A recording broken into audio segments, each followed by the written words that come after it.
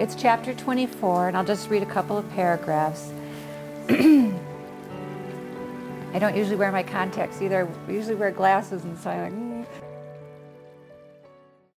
It may be a time of weepiness and what you would term emotionalism. You may feel as if everything makes you want to cry because everything will touch you. Each lesson will feel tender.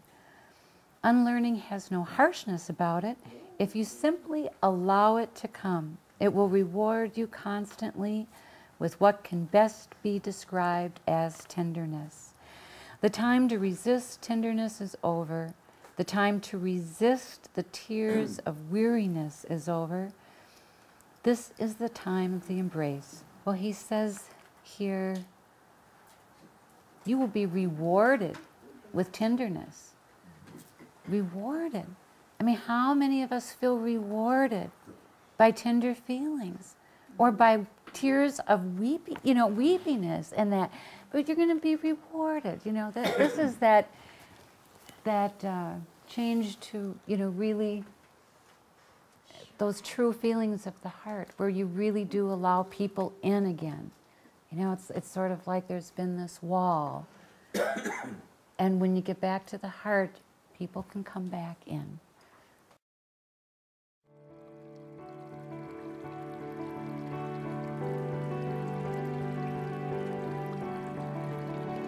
So I've read you some of the most beautiful pieces of that, and but I really think the apex, the shining piece of this course of love, is the Treatise on the New. It's sort of the numinous, just brilliant picture of who we can be that's sort of grander than we ever imagined that we could be. That we are going to elevate these bodies. We're going to be our Christ self here and now, in form, in body, in this world. And this is kind of the beginning of announcing it, and also of announcing that the end of learning is here. So in the first chapter of A Course of Love, Jesus says, this time is coming when you're going to be at the end of learning. And in this treatise, he says that time has come. Their learning is over now. This is from chapter 4 of the treatise. What you are called to do through your multitude is to sustain Christ consciousness and create the union of the human and the divine as a new state of being. That's pretty new to me.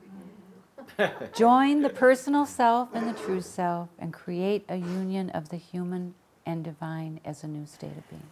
Well, that change can happen in us.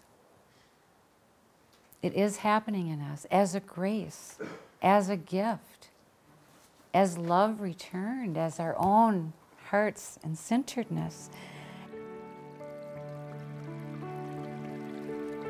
And I really believe that so much of it happens from unthinkable states. Starts talking about is the unthinkable, that I've started to call kind of what we're heading toward, an unthinkable future. And he says in that treatise on the new, you can't think the future into being. It's got to be created anew. Even that gives this idea that there is no God who knows what's coming next, that we're all in this together, and that we are all creators in unity and relationship.